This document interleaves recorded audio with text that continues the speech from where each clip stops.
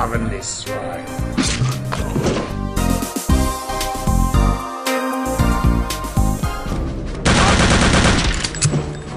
Good day. The early to mid 2000s was really a heyday for the first-person shooter genre. They still had great fast-paced run-and-gun gameplay from the previous era, but now this gameplay actually had context. Now you had more to do than just run forward and kill everything. AI and enemy types were also getting more varied and complex. Now enemies were getting smart enough to fight back instead of dying in droves. Now here we have Return to Castle Wolfenstein, a sequel/remake of what is quite literally the first-person shooter. It is one of the best examples of that new breed of first-person shooters.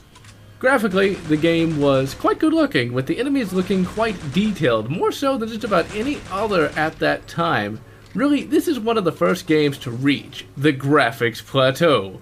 Essentially, in the early 2000s, graphics reached a point where they still look good even to modern eyes. The 3D models and levels here look as good as any seen today. Sure, modern graphics may be sharper with slightly better textures, but they will still look pretty much like this. Gameplay is that of a first-person shooter, as one would expect. But there is more to do than just shoot, and at times there are other ways of dispatching enemies than just shooting them. You get a knife, and you can perform stealth backstabs.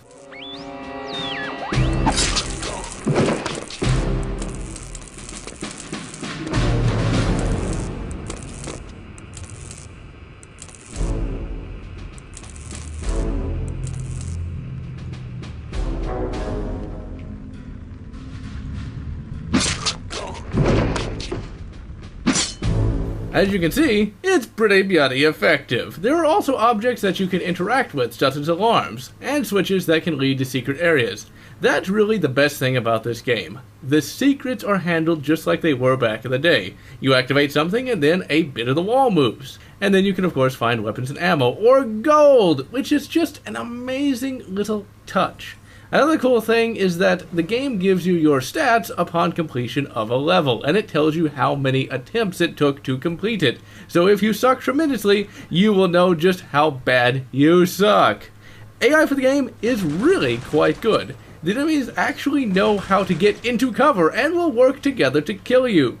Furthermore, the instruction manual even says that enemies are smart enough to kick grenades at you, which they do to pretty good effect. Sound for the game is pretty damn good. Return to Castle Wolfenstein was really one of the first games of that era to have an overly orchestral soundtrack that actually does a good job of giving the game a nice dramatic feel. Now all the weapons sound really good, with the MP40 sounding really deep and powerful and more menacing than it has since. Voice acting is also spot on, and pretty much better than any other voice acting heard in any other first-person shooter game of this era. The story for the game is deep and complex. On the surface, the game may appear to be just another generic war shooter, but it is anything but. The plotline does not just stay in basic World War II territory. Essentially, it's not even until halfway into the game that the real villain is even mentioned. And when you finally get to the end of the game, well, let's just say it's a metric ton of awesome. Thankfully, this game was not affected by the later FPS standard 2-weapon rule. You can carry a huge number of weapons, and ammo is actually handled realistically. You see, you eventually get a Thompson submachine gun, but you never actually get any ammo for it because you're behind the German lines and they don't use that particular weapon.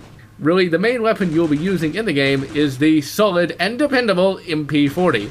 Not only was it an exemplary weapon in real life, but here it is basically the main weapon of the game. It has a great rate of fire, and you trip over so much ammo for it that you never really will run out. Then there is the sniper rifle. It's accurate, ammo is somewhat plentiful, and it's very powerful. The silenced Sten is okay. It allows for stealth, but not much else, as it overheats quite quickly. Now, there are many other great weapons to be found in the game, but I don't want to spoil them here. But let's just say, on some of the harder enemies found later in the game, you definitely need to get Old Painless out of the bag. The enemies have a very wide variety, as they range from the generic infantryman to the elite infantry woman that is armed with a silenced Sten. And if you think that doesn't make sense, then guess what the next type of enemy you fight is? Zombies! Yes, in this game, You don't just fight half the German army. Instead, there are various paranormal and cybernetic enemies to be found. In short, the game does not ever get boring on the enemies front. So in the end, Return to Castle Wolfenstein was just as epic and legendary as Wolfenstein 3D. It had great throwbacks to classic first-person shooting, while still keeping with the then modern style of first-person shooting. This is a game that is, of course, a must-have. And so, this is John, signing off.